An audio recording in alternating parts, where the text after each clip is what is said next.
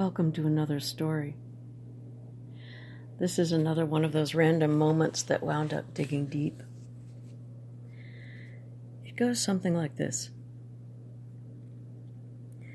When we were early in Egypt in 76, 77, we were still figuring out the best ways to do the things we wanted to do.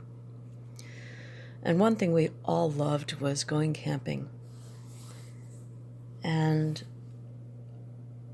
Dad was the kind of leader on that stuff because he just had the skills. He'd been camping all his life. And one of our early trips, I think our third big trip, was to the Red Sea. And we were going fairly far south. I think to Hurghada, which in Arabic used to be called Garda'a. My accent is terrible. And we just always felt very white calling, or at least I felt very white calling it Hurghada, and made an effort to learn to say it the other way, but maybe not with great success. Anyway, so we went camping down by the Red Sea. And our first night, it was kind of over a more than a one-day trek, especially with 3 kids and a dog. And we wound up camping. It seemed kind of like, this random place where we pulled over, although it really was much more organized than that.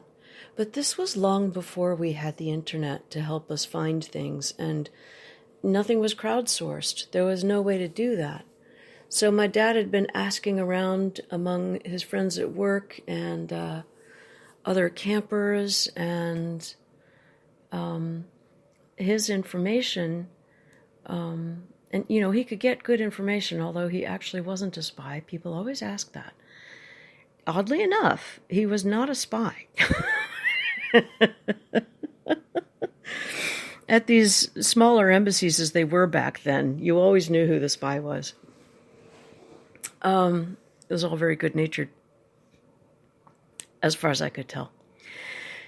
So he had been told where the best place was to stop and where you could where your best chances were of camping safely.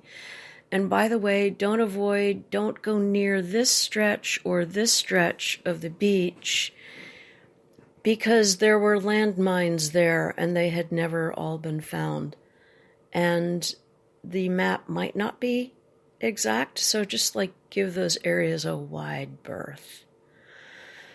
So we didn't go anywhere near the landmines, and we were carefully instructed by dear old Dad, please don't go anywhere we haven't already agreed to be, because landmines. So we were very obedient. And we discovered, or rather rediscovered,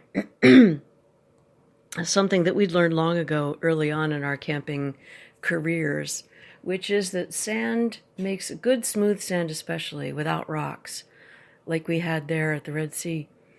Sand makes a great bedding surface because you can totally custom fit your mattress. So, of course, we kids didn't have mattresses. And this was in 76 or 77, so there was hardly anybody within 100 miles of where we were right then.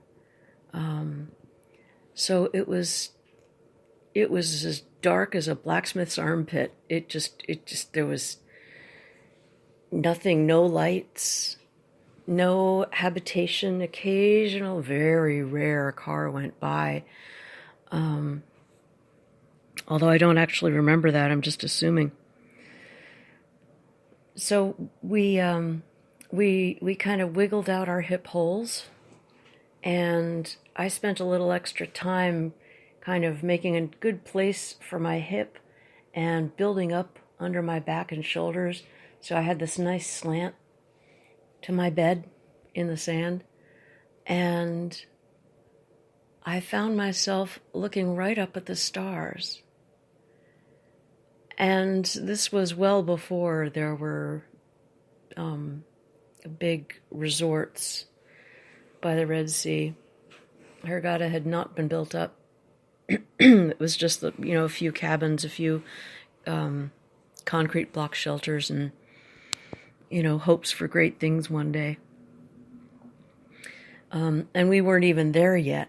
So this was pretty much the middle of nowhere on the edge of the Red Sea. And, not close to the shipping lines. So it was just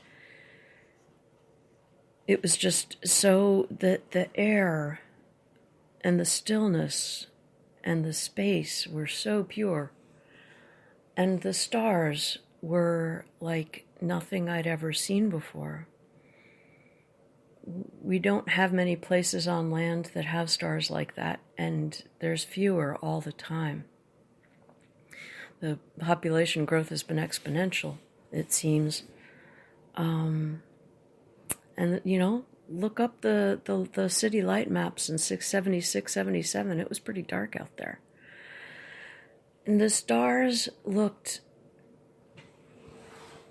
It's hard to explain without sounding hyperbolical, and people kind of nod and they're like, yeah, okay, we've all seen stars, This was different. The sky was not black. It was the deepest blue it could be and still be blue. And it seemed so dense that I wanted to elongate my arms another 20 meters or so and press against the thick padded velvet of the sky. It seemed to have density, almost had texture. And if it had texture, it would be a dense, deep velvet. And the stars seemed to be illuminated from behind, as if they were holes through this extraordinary, dense, deep, dark, soft material. And these holes let onto this realm of unimaginable brightness. And these perfect tunnels of light pierced through where we could see them. And no, I wasn't on anything. I was a very healthy and clean child.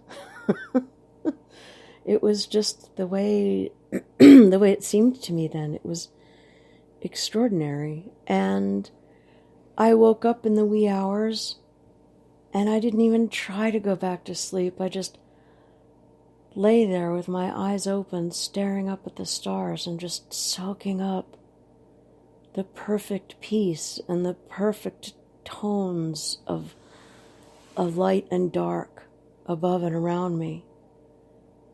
Just soaking it up with my skin and breathing it in. And obviously it stayed with me. And I never felt quite as lost after that. It was very clear to me that wherever I can see the stars, those patterns of stars, I'm home. And wherever those stars are above me, I'm connected to everyone I love. And it sounds a little fatuous and a little silly, and I know there have been other people through the ages who called themselves scientists who really thought the stars were, pierced through a fabric, and behind it is this realm of pure light. And, it's a charming idea, but there's no objective anything to back that up. It isn't that way in this cosmos. But it sure looked it. but it, obviously I knew that they were balls of light, millions of miles away, unthinkable distances away, some of them. But I enjoyed that feeling, that almost tactile feeling of presence that the starry sky had for me then. And as I've said, something in it stayed with me, and it gives me a tool to use when things are hard, when I'm feeling lost. And I know the stars are there, whether it's night or day. And every now and then, here in New England, we get a clear night. And we had one tonight. And I looked out, and even with my vision being much worse than it was when I was 10 or 11, it was a vivid reminder to see those well, they're flares of light now. They aren't points.